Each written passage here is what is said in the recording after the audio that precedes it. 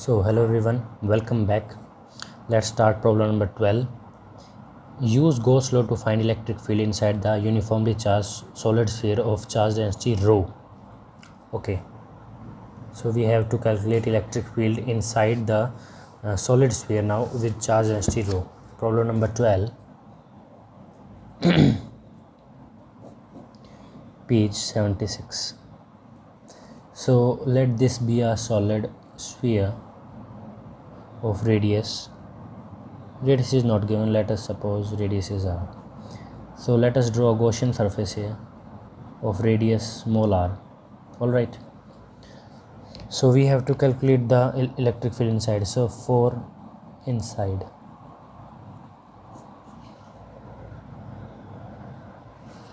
alright, so E dot ds dA I should write is equal to q enclosed upon epsilon naught.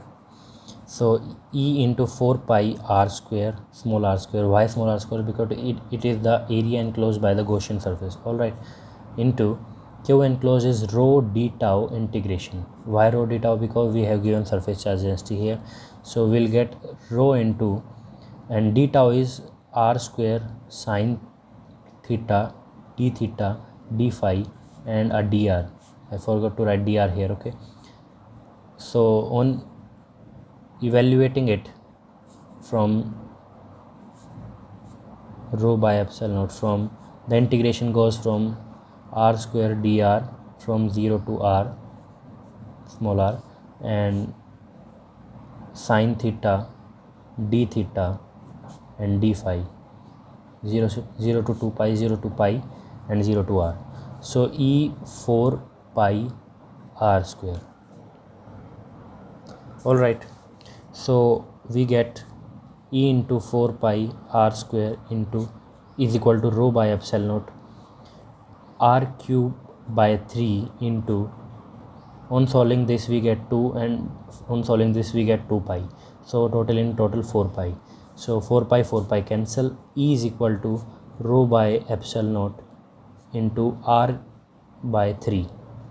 So rho r by 3 epsilon naught is the electric field inside a solid sphere.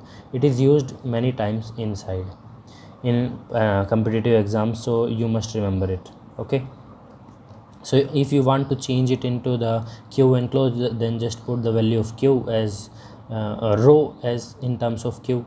You'll get the value of E in electric field inside the solid sphere in terms of q enclosed. This will be the answer.